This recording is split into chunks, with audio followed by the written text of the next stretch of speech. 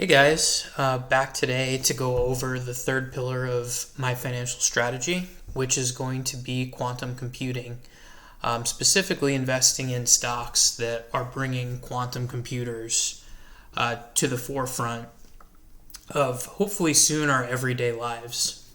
So, this is going to be a brief video here today. I just want to go over a little bit of an outline and explain to you a little bit about what it is and some of what I'm going to be covering, as I go further into the sessions. So, quantum computing is a type of computation that harnesses the collective properties of quantum states, such as superposition, interference, and entanglement, to perform calculations. The devices that perform quantum computations are known as quantum computers. So, I've dug into this a lot. I don't have a total understanding, but I feel like I understand enough to understand. This is going to potentially change computers and change the way we go about the internet, and really has the power to totally change the space. Which is what I was talking about in my second pillar of growth stocks, and I feel so strongly about this one that it's got its own category, as a standalone of something that I'm really going to be focused on. So rather than trying to explain it myself, I'm going to play you guys a quick video from Chad Rigetti. He's the CEO of Rigetti Quantum Computing, which is one of the companies that I will talk about at some point here in the near future. And he gets asked the question in this video. I'm just going to play a little clip, of what is quantum computing and why should we care. So I'm going to play that for you guys now. Hi, I'm super excited to have Chad Rigetti, founder and CEO of Rigetti Computing, with me today. My SPAC, Supernova 2, is merging with Rigetti Computing and helping them go public through a SPAC merger. I'm excited to be a supporter and an investor and a shareholder in Rigetti. Chad, great to speak with you. Thanks for being here with me. Awesome. Good to see you, Spencer. So let's start with the basics. Can you explain to me and other mere mortals who are not wizard scientists like you, what exactly is quantum computing and why should we all care? Yeah, I would love to. Traditional computers, they've been getting better and better for the past 70 years since the invention of the transistor.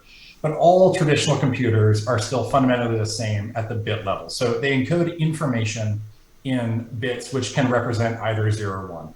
And those bits are physically built with transistors. Now, quantum computers are fundamentally different. They encode information in something called quantum bits that are based on the laws of quantum mechanics. And quantum bits can actually simultaneously represent both 0 and 1 at the same time. And as a result of that, quantum computers are imbued with this almost magical capability to kind of solve problems by evaluating solutions simultaneously, rather than having to do so sequentially as with all traditional computers. Okay, so I think I once read that this 0 to 1 difference between classical and quantum is sort of like, imagine when you flip a coin, how it's heads, tails, as it's spinning in the air. That's sort of classical computing, always zeros and ones. Now imagine if you flip that coin infinitely quickly. And so it's spinning heads, tails so quickly that it is basically heads and tails at the same exact time. That's what you mean by quantum computing and qubits or qubits, being 1 and 0 at the same time. Does that analogy hold up to you? It holds up to an extent, and it's a useful, kind of mnemonic, if you will, or a framework to kind of think about it. Ultimately, what quantum computers do is really leverage the laws of quantum mechanics that allows things like quantum entanglement, superposition to take hold. This is a fundamental theory of nature that's been around since the first kind of 10 years of the 1900s. And it describes how nature works at the lowest level. It governs small molecules, electrons, photons, the subatomic particles that make up the universe. And quantum mechanics overall just allows different things to physically happen. It's a different physical theory than what's called the kind of classical Newtonian laws of physics that govern that coin that you're flipping. No matter how fast it's spinning, it's still governed by Newtonian laws of physics. Mm-hmm. And what quantum computers are able to do is to tap into that deeper, more powerful theory of nature and to leverage those principles to encode and process information in exponentially more powerful ways. So these computers that Rigetti and others are building. I'm just going to cut this off here for now. I just wanted to give you guys a basic idea of what quantum computing is and what these quantum computers are essentially setting out to do. So, I know that's a lot, and, trust me, the science goes over my head to an extent. But, with research, I have been able to understand the market and, a lot of what this is looking to accomplish and how it's better than the computers that we have today, in many different use cases. So I'm going to be covering this, over the course of my videos and talking about some of these different companies.